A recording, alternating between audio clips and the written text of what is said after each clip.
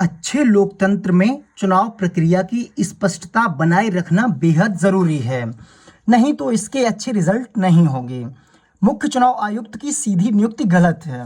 हमें अपने दिमाग में एक ठोस और उदार लोकतंत्र का हॉलमार्क लेकर चलना होगा।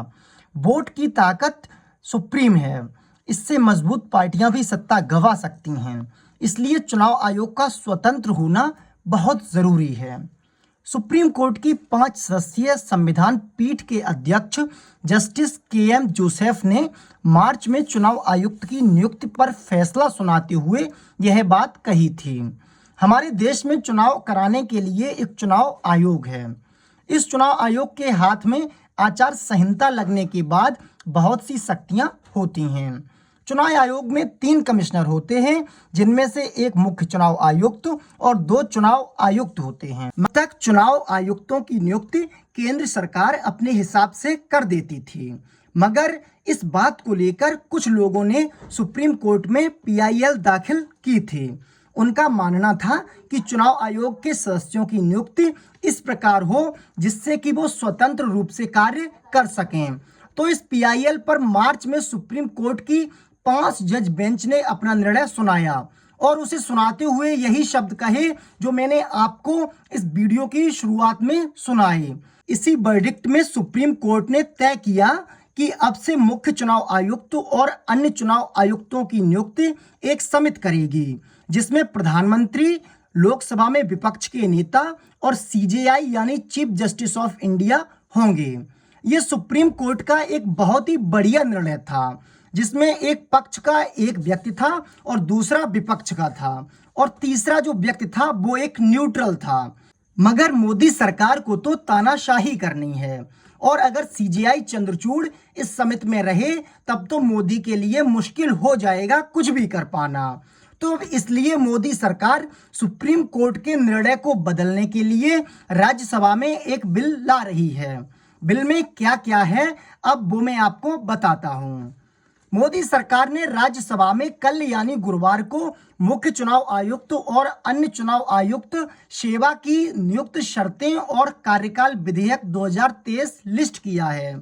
इस विधेयक पर राज्यसभा में जमकर हंगामा हुआ। अब इस विधेयक में जो जो कहा गया है वो आप सुनिए। मुख्य चुनाव आयुक्त और अन्य चुनाव आयुक्तों की नियुक्ति करने के लिए एक समिति बनेगी। उस समिति में प्रधानमंत्री, लोकसभा में विपक्ष के नेता और एक केंद्रीय मंत्री होंगे। अब सारा बवाल इसी को लेकर है।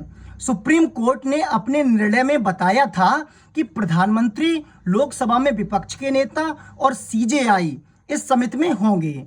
अब वहीं इस बिल द्वारा सीजेआई को निकालकर एक केंद्रीय मंत्री को घुसा दिया गया है। अब आप सोचिए कि केंद्रीय मंत्री तो वही करेगा जो प्रधानमंत्री कहेंगे। तो अब इस 3 सदस्यीय समिति में 2 तो एक तरफ के लोग हो गए और एक बेचारा व्यक्ति जो कि लोकसभा में विपक्ष का नेता है वो अकेला हो गया। अब जो भी बातें मानी जाएंगी वो तो बहुमत भी उन्हीं सत्ता पक्ष वालों का खुद का होगा।